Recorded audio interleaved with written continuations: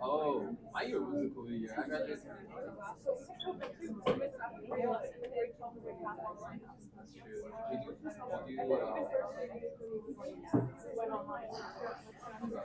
Mine, oh, in uni. So what would you like say we have to go about down again? Would you rather that? Yeah, me too.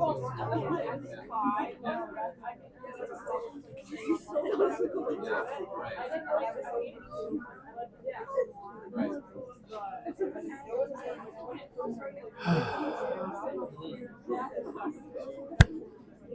I know. Yeah.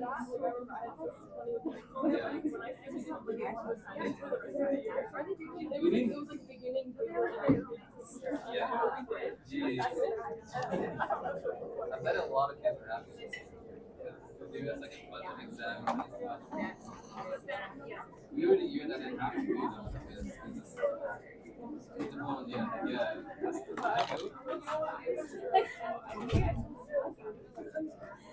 Yeah. Wait, you were a year. Right.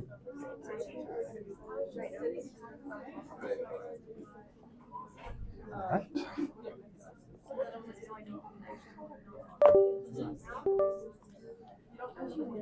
Everyone has to do it.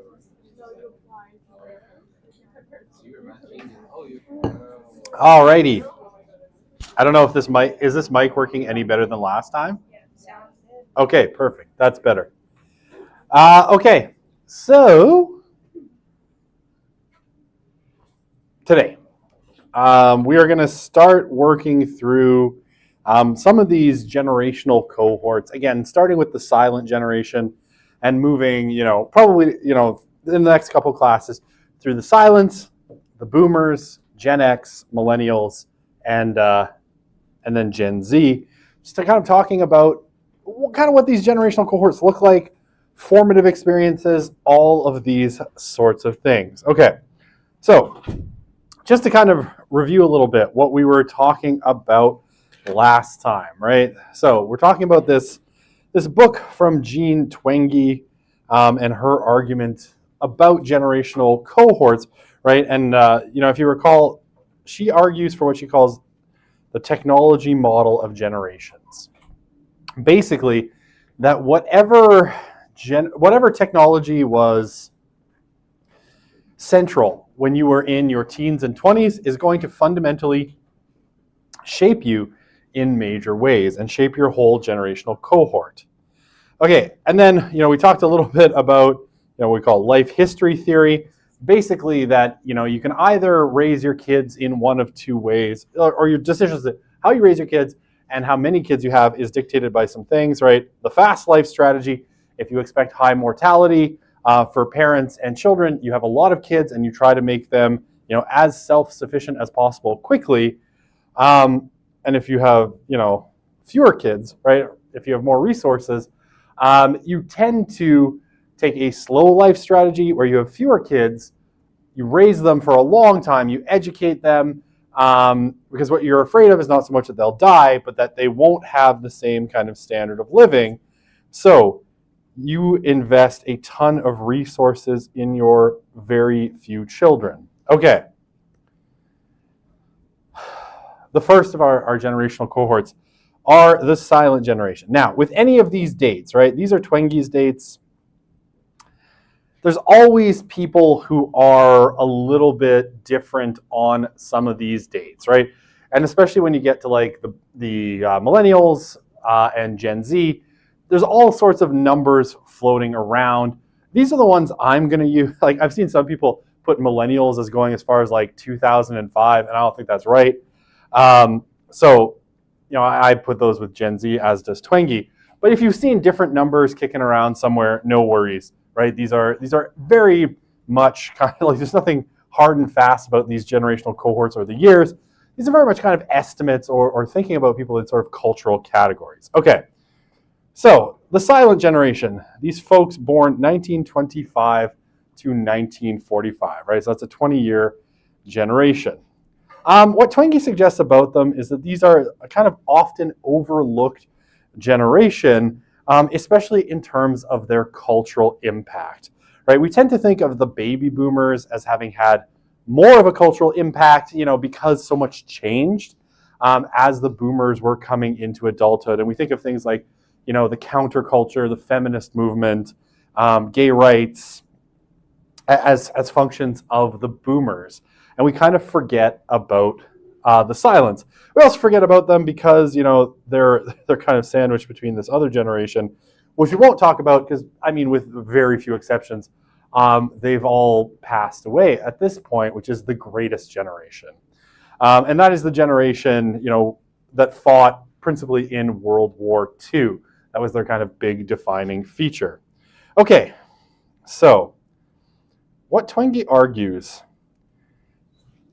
is that most of the countercultural shifts, that we think of from the period 1963 to 1970, which we often associate with the baby boomers, were probably actually driven by the silent generation, right? So the baby boomers are going to start, roughly 1946, which means that, they're still not even 20 years old by the time you hit 1963.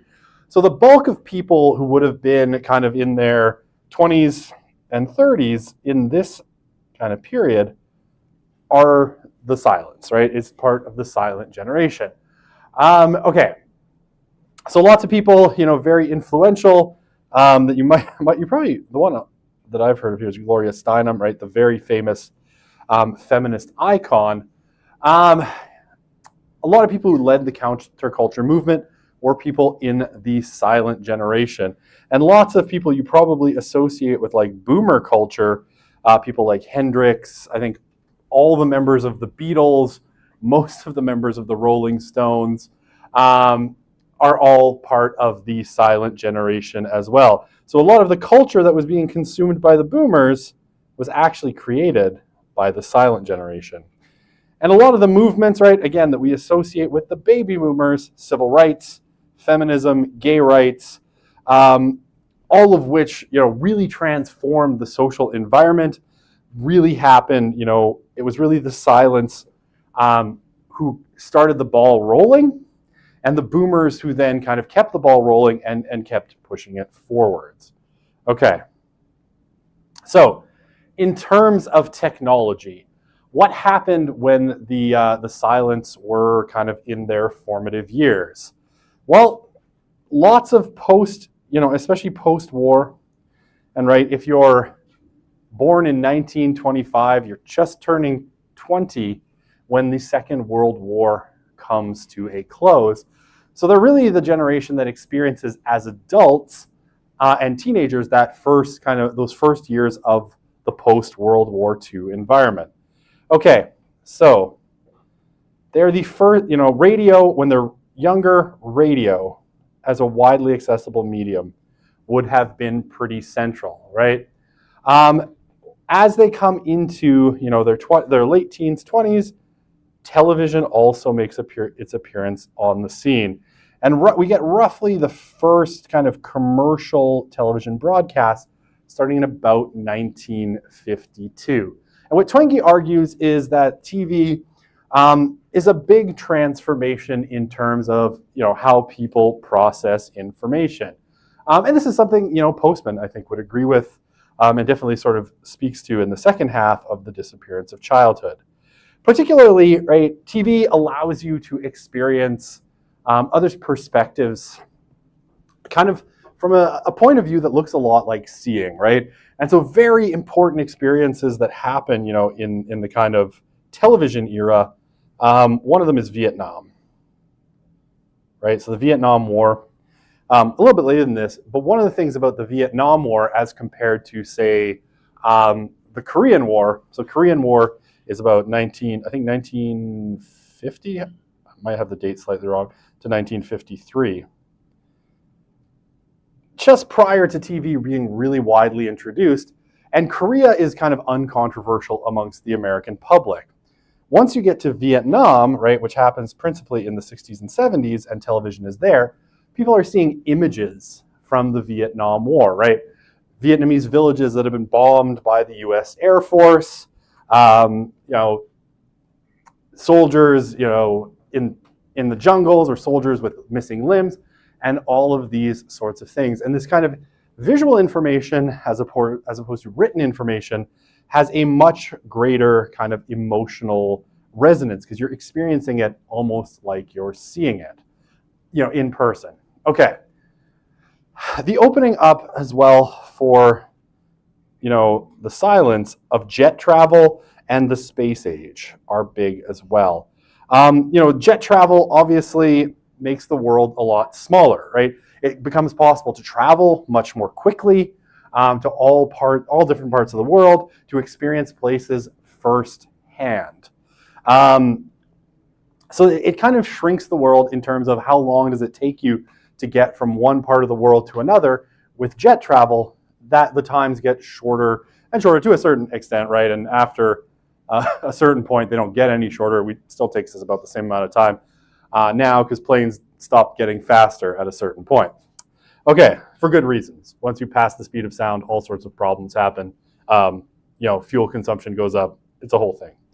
Okay, the other one, and probably one of the biggest transformations, is the generation that's going to live through the growth of, the kind of beginnings of the shift in the economy from one that's principally about manufacturing to something that's driven largely by services, right? Now, this is really, really important because it opens up a lot more possibilities in the economy for employment for women, right? Manufacturing requires typically at this point, right? We're talking prior to robotics, a lot of physical strength.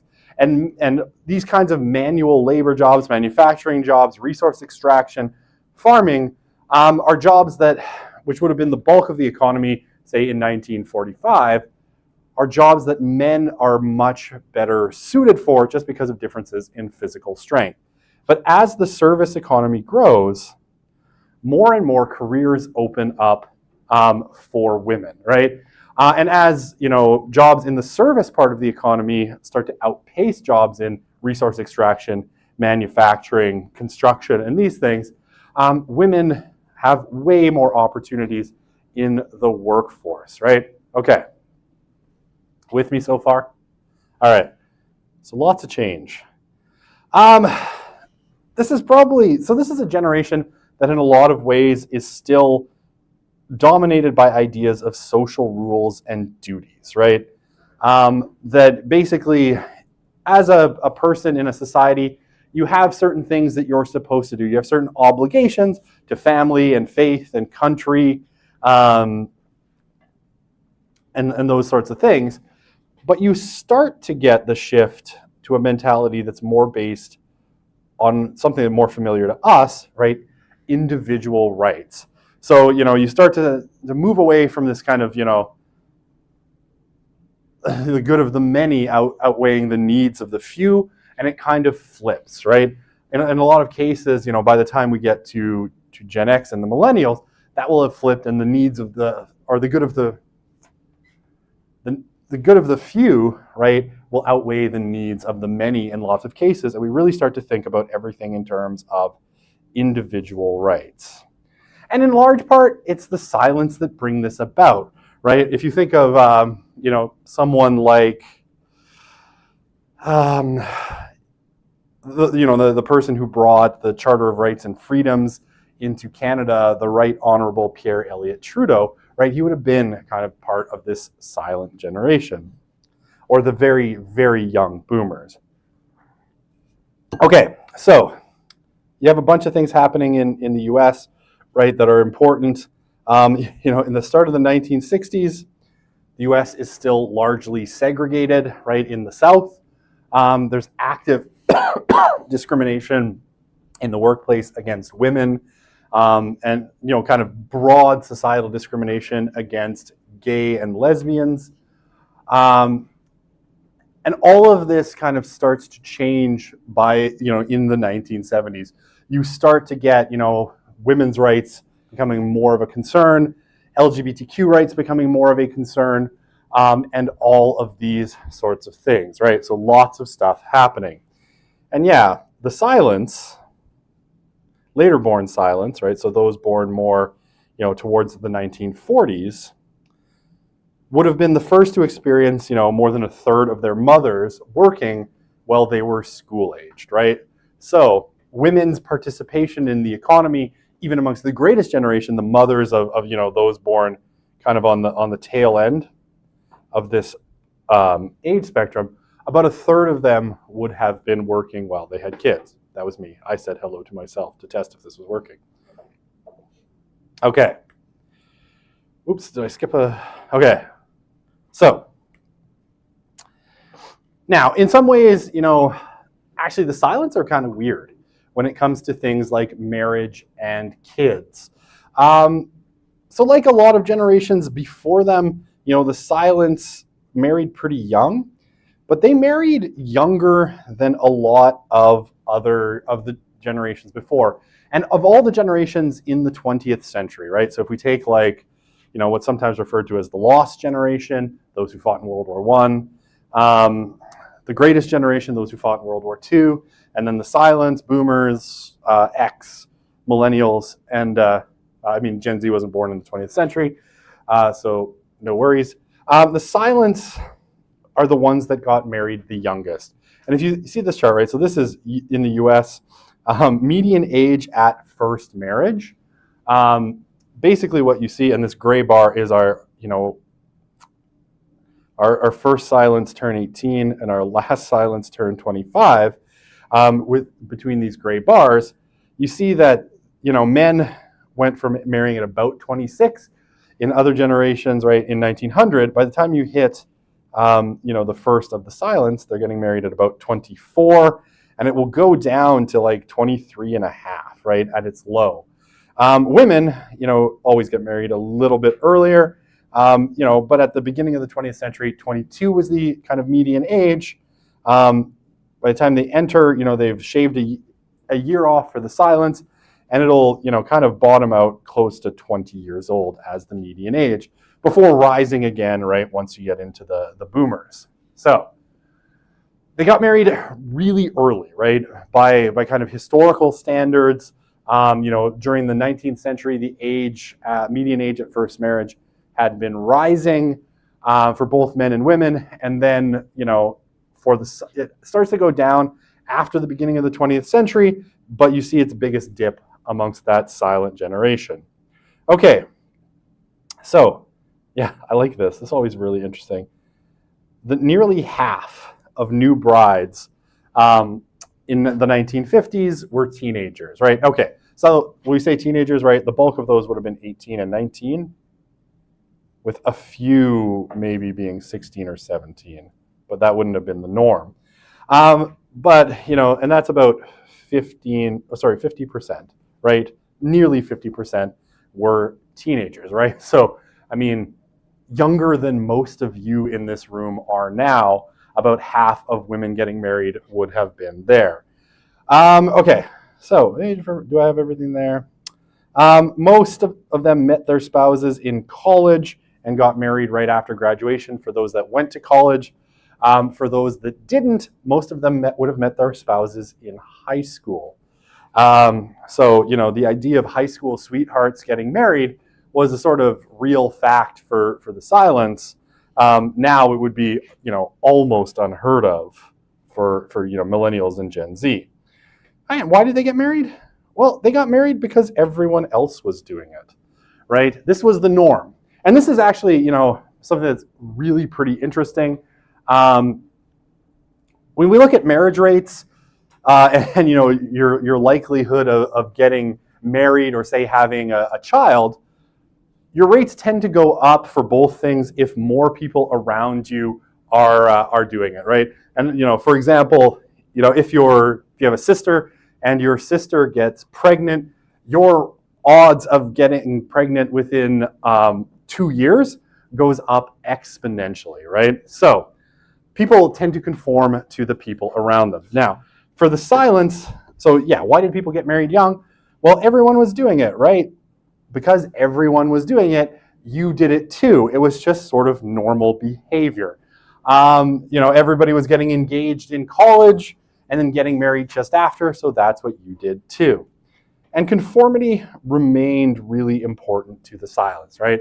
They're much less individualistic than you are today, or me, or anyone born or has lived in the 21st century as a young person. So conformity was really important. You followed social norms. Okay.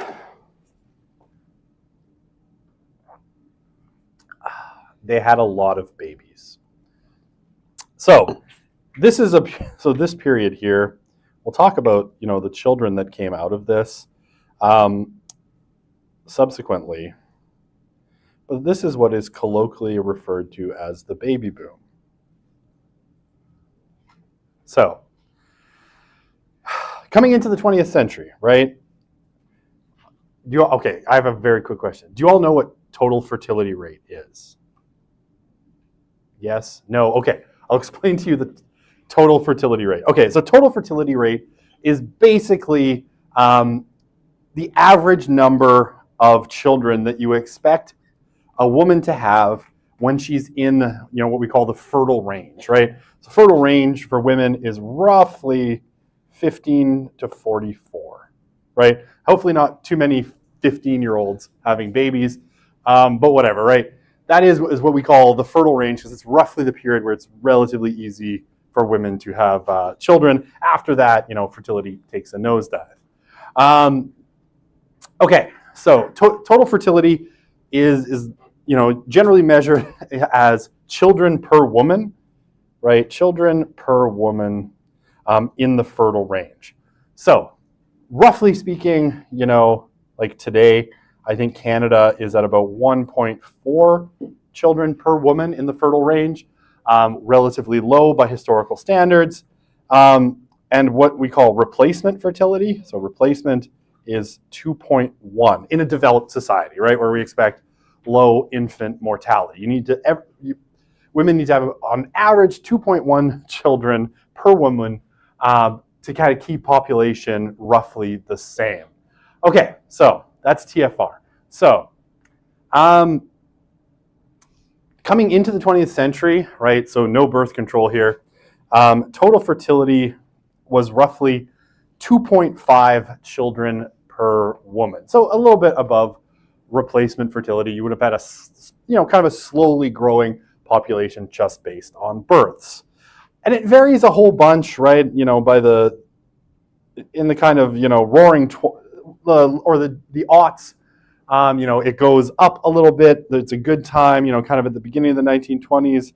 It's a little bit higher. It dips, takes a huge dip. Well, I guess not a huge dip, a modest dip, during the Great Depression and the early years of the Second World War, obviously because a lot of young men are away fighting the war, so half the equation is missing there.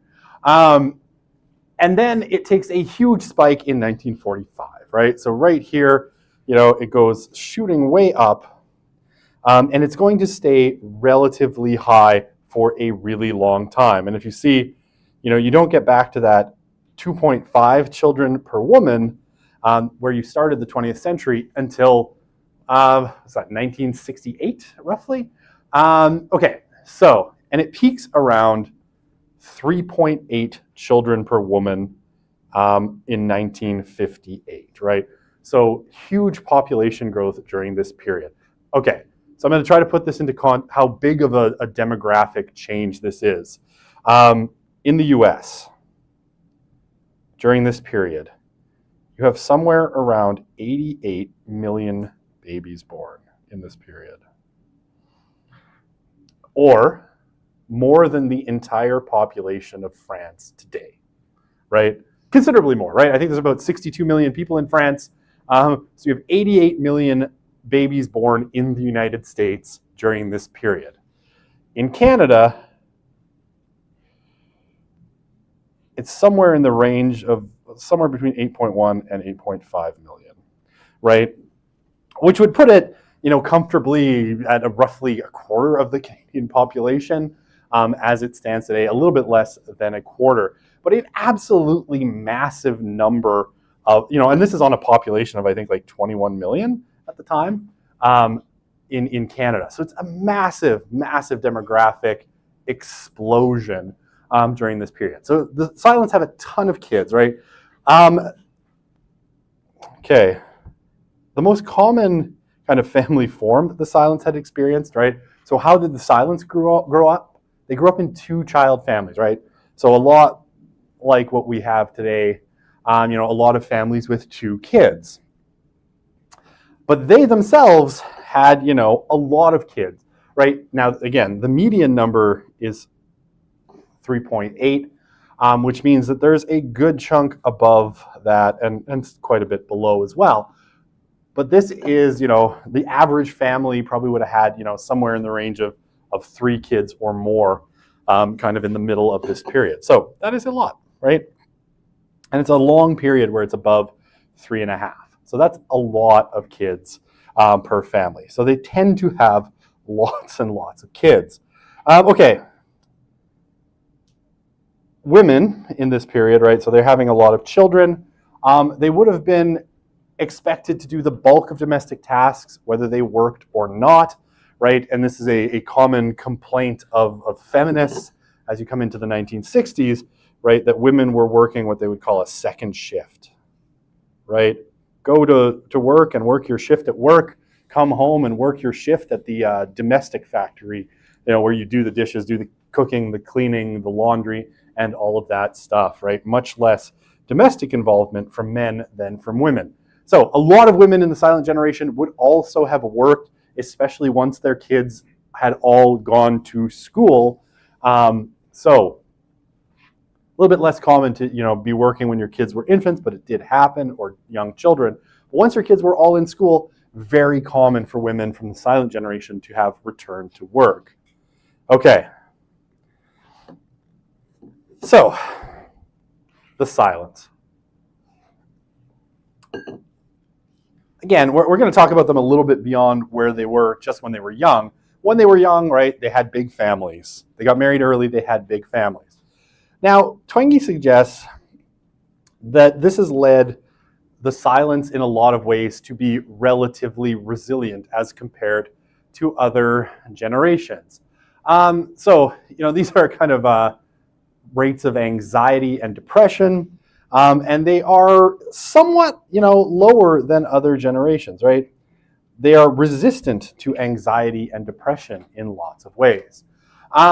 Now, she suggests that this is probably because of their large families and because they still grew up at a time where communities were cohesive and well integrated.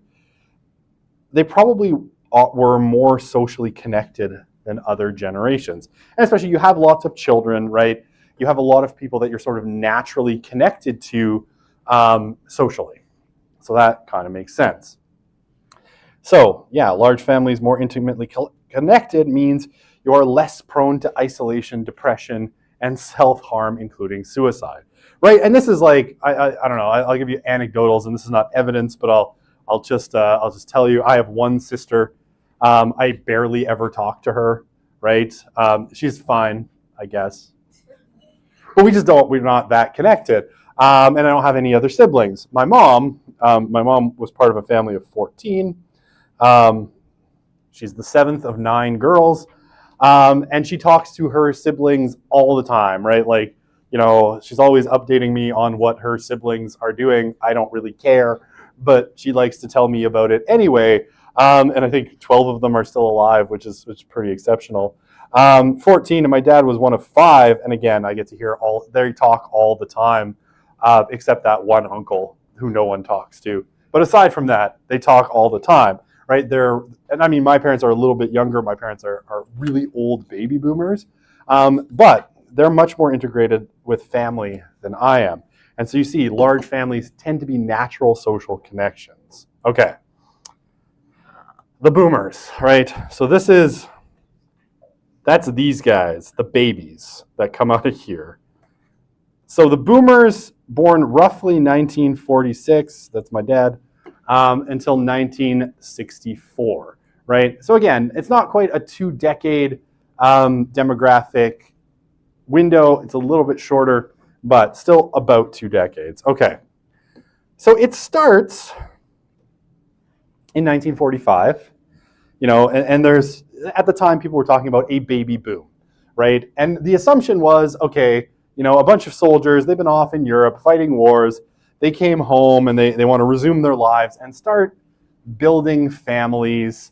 And so, they started having a ton of babies. The assumption was at the time that this would be relatively short-lived, right? That it would last a couple of years as the soldiers returned from Europe. Instead, it lasts almost 2 decades, right? The baby boom lasts almost 2 decades, and it is the largest and most sustained demographic bulge or expansion of any kind of generation on record, right? This is a huge disruption. And as it turns out, a huge problem for you and me and everyone else. Okay. Oh, I got the number wrong. Sorry. By the time it ends, I said 88. 76 million babies had been born in the United States. I think I said 88. It's 76 million. Sorry, I got that wrong. Yeah, still more than the current population of France and more than half the total population of Russia, right? So these are relatively big countries, and more babies were born just in that period in the US than those countries have people in them today. Okay, so it's also very odd because it had reversed about 200 years of declining birth rates, in the West, right? Birth rates had been falling, from highs approaching like 4.5, down to the 2.5 at the beginning of the 20th century, and then it spikes for this very, brief 20-year period. Now, what this has meant is that the boomers will not go away, right? The boomers have basically dominated the landscape at every kind of demographic level that they have moved through, right? And you can see them. They're the fat one, right? Right here. I mean, I shouldn't be calling anyone fat, but whatever. Okay, this is them, right? And this is them. And aw damn, this is them right here.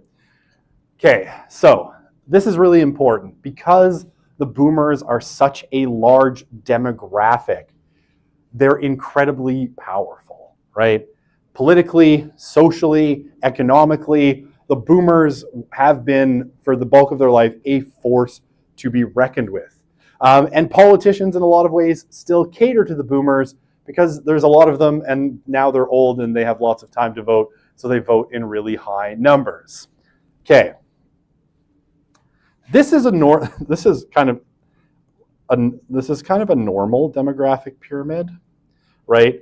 Where you have generally few old people at the top and a lot of young people at the bottom. Now, the boomers are a little bit of an oversized demographic bulge, but still pretty normal in human history. You've had fewer old people than young people. But you see what happens with the boomers, right? As they move through, now you have way more middle-aged people than you have kids, right? Young people. And here, as they get into their retirement years, you have a lot of people up here and, almost equivalent to the number of people that are down here. And this is going to lead to all sorts of problems. As you work into, this is me already, as you move into your working years, guess what you get to pay for? The baby boomers, right? All of your taxes, you're going to pay, and all of that money is going to go here to things like pensions and healthcare and taking care of the boomers as they get older. Especially, well, it's true for both Canada and the US, because in the US they have things like Medicare, right, that provides medical care for senior citizens, and in Canada, right, we have universal health care, even though it sucks. So, we're all going to get to enjoy paying for the baby boomers for a really long time, and especially, since we can expect those born in 1964. Well, let's say, what was it, 1958? by the time you're going to be, some of them are going to live into their 80s and 90s. So you're going to be paying for them for a very, very long time. Okay. Questions. I love questions. Okay. What underlies the science wanting to get married early? Was it only conformity, or did the post-World War II hope and economic prosperity have anything to do with it? Okay. So why are they being called the baby boomers if they were not the because they were the babies that boomed out, I guess. They were the boom. They were the one who knocks, I guess. I don't know. Yeah, they're the baby boomers because they are the one who boomed. That's why they're called the baby boomers. By the way, boomers do not love that. Well into their 70s, they're still called baby boomers. They find it kind of ridiculous. Okay, so what was the reason people had so many kids? And I think these two questions kind of go together. I mean, part of it is the water, right? Like the water they were swimming in. Everybody was having lots of kids. But yes, there is a lot of economic prosperity, right? The post-war, I mean, what did I do? I went to Copilot. I don't want to do that. That's how I write my letters of recommendation. Don't tell anyone. I was really pressed for time. Okay, I just need some place to write. Okay. Why did they have so many kids? Okay, you do have an economic boom that runs from roughly 1945 and will run kind of in a sustained way roughly till about 1970. You have a lot of other things happening too. There's a lot of economic history here, but let me do my best because it's a really good question. Good jobs were really easily accessible to the silence. When this includes things like, how am I doing for time? I got no time. That's fine.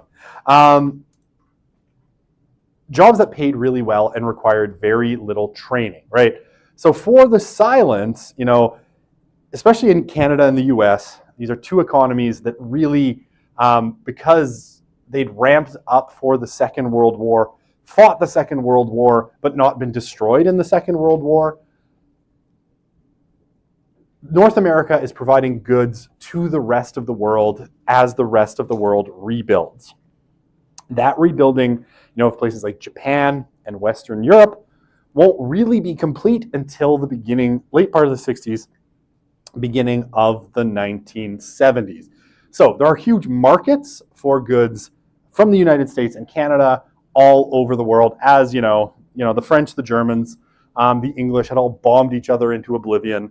And obviously the Americans had leveled good chunks of Japan, and people needed economic progress. So there's lots of demand for American goods. And the kind of work that was available, factory work, didn't require a ton of skill outside of maybe a high school diploma. So you could graduate from high school and go down to the Ford factory in Windsor and be like, hey, Mr. Foreman, I would like a job at this Ford factory. And it's like, great, we need workers. The economy is expanding tremendously. You're hired and we'll train you on the job. And because you were part of a union, you got paid really well. It's also a period of really, really low economic inequality, right? The gap between the richest and the poor, richest and the average, or the richest and the poorest, is as small as it's going to be, before or after. So really good economic times that last, until about here, after which things get much less good for quite a while. The 70s is a bit of a mess. A rising social safety net plays a role as well, right? There's more confidence because there's a welfare state kind of emerging out of all of this wealth, and a lot of just straight up optimism, and optimism despite the fact that, nuclear war with the Soviets is looming on the horizon, through a good chunk of their childbearing period. Whatever it is, it's in the air. They have lots of kids. There's lots of economic opportunity, and all of that stuff. So there is hope, but there's also anxiety, right? There's anxiety that another war may be just around the bend.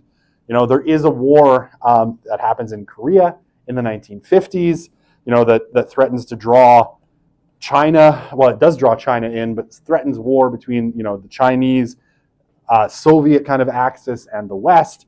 So lots of stuff happening that could be anxiety inducing. So it's a little unclear, but yeah, definitely. Oh, the other thing I should say, housing changes a lot in this period. People who had been living in kind of inner cities in apartments move out to the growing suburbs of a lot of American cities where, increasing kind of availability of loans makes it possible to build these single family houses, right? So if you go in the area around the university, right, there's all those small kind of single family houses. This used to be the suburbs of Edmonton, where you're standing now, and you get a lot of these like small homes with a yard, kind of being built, these kind of 1950s homes, but this gives people a little bit more space to house their 3.8 children. So this movement out to the suburbs and out of the inner city gives people a lot more space, and they feel like that allows them to have more kids as well. Growth in car ownership, all this stuff plays a role. Okay, I don't know. Did I answer your question? I don't know. I'll assume that I did. And you're probably like, oh no, you answered in way longer a form than you had to. Yeah, I'm going to go with I answered your question. Okay, so the boomers, again, right? We're talking about the boomers. They pick up a lot of the changes in values that were made by the silence, right? And it becomes part of who they are, which is why we think of the boomers as the generation that sort of started a lot of these things. So values around, racial equality, women's rights, gay and lesbian rights. These are all things that the boomers become very important to the boomers, right? And they're the ones that kind of push the ball forward as the silence enter middle age and kind of settle down in a lot of ways. Okay, so they're the one, they reject what they saw as outdated prejudices and centered individual choice as their core value, right? So anything that seemed to them, prejudice based on religion, race, sexual orientation, the boomers overall will reject in large numbers. Okay, and they're the ones who start to really push back against a lot of traditional rules. So most boomers in 1970 said it was okay to have sex before getting married. While most of the silence and greatest generation said no. 85% of adults, so here you only have basically 4 years of the boomers being adults. 85% of adults said sex before marriage was wrong in 1967. By 1979, when most of that big demographic bubble comes in, it's only 37%. Now, not for nothing, right? The introduction of the birth control pill happens in the US in 1958 and becomes, approved by the FDA for use as a contraceptive in 1961. And it becomes really widely used, right? So the silents don't have as much time to take advantage of that in their childbearing years, but most of the childbearing years for the boomers are years that the pill is available, right? So sex before marriage becomes a lot more possible for them, and many of them take advantage. Okay. Drug use becomes more common and acceptable. Marijuana especially, but lots of other drugs, and there's lots of experimentation in the 1960s and 70s around things like hallucinogenics. A lot of celebrities use hallucinogenics. Famously John Lennon, the lead of the Beatles, right? But he's a silent, but he's very famous. When they were writing Sgt. Pepper and the Lonely Hearts Band, one of their most famous albums, one of his bandmates, Paul McCartney, suggested that John Lennon was doing LSD for breakfast, lunch, and dinner. And so drug use just becomes part of the background radiation for the boomers. Okay. So TV, well, it was first introduced. Oh, I had the birth control pill. Here, okay. I get ahead of it's all in there somewhere, which is why sometimes I forget what's on my slides and in what order they are. So while television came in for the silence, for the boomers, it's the technology that had been there essentially their whole lives, right? So out of the 20 or the 18 years of the boomers, only 5 of them were born before the wide-scale introduction of television, right? So television is the center of their lives technologically, and it's a technology that gets dispersed very widely, very quickly. By 1960, the majority of American households own one television. Very few will own 2, but at least one television, and it's usually in the central kind of living space, right, in people's living room. And again, same as for the silence, it expands horizons. It shows all sorts of other parts of the world. You get visual images of things happening in far off places, and especially the Vietnam War, which the boomers are expected to fight in to some extent. They see scenes of the Vietnam War and they don't like it. The birth control pill. I talked about this, right? Very importantly, and I will emphasize this with a fun colored highlighter. Oops, that's a pen. You're bad at your job. Sorry, negative self-talk. Stop it. I'm bad at pushing buttons. Separated sex and conception to a degree, right? Obviously, birth control allows for greater sexual experimentation. Birth control occasionally or frequently fails, which does cause some problems, which is why there's such a strong push amongst the boomers for abortion rights, right? 1973, well into the boomers kind of time as adults, you get in the U.S. Roe v. Wade, right? The landmark case that sets constitutional protections for abortion until it's overturned a couple of years ago, which kicks it back to the states. And then, 1986 is Morgentaler v. Crown in Canada, which again constitutionally protects access to abortion in Canada under the Charter of Rights and Freedoms. And obviously, it allows for greater sexual experimentation, particularly for women, where they don't have to worry that any particular sexual encounter might lead to a pregnancy, which could be, disruptive to their life goals. Okay. I don't even know if I have enough time to talk about this part, but it's important. The other thing you get is the wide adoption of labor-saving devices. Now again, the silent generation will enjoy this as well, but the generation that gets the most benefit out of it is the baby boomers.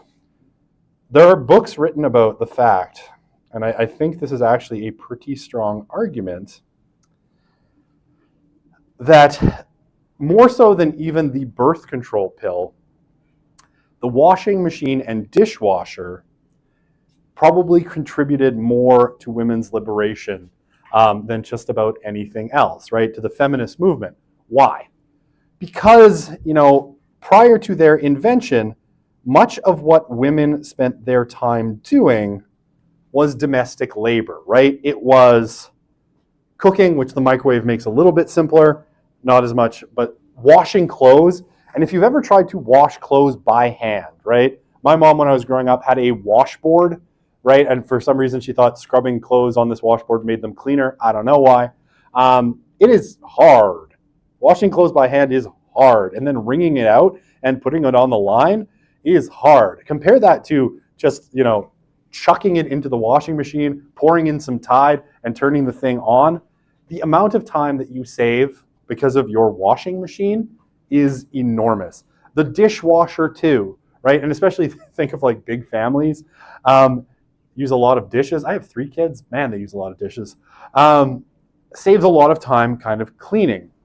So these labor-saving devices made the work of social reproduction much simpler and faster, right? Women didn't need to spend, half their day doing the laundry for their families. They just chucked it in at night, put it in the dryer or on the line, right, if they didn't have a dryer. So far less time spent on domestic labor meant that there was far more time for going into the workforce, right? Because you could balance both, keeping your family in clean clothes and fed. Oh, the other one, the vacuum. Oh, the vacuum. The creature feared by cats. The vacuum cleaner plays into this as well, right?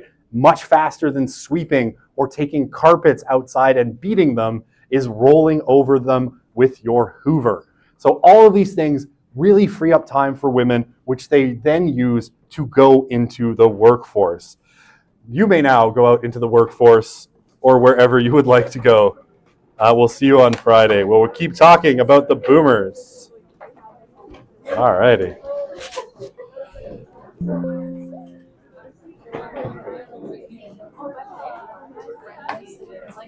Howdy. Hang on, let me turn my recording off. Oh, record.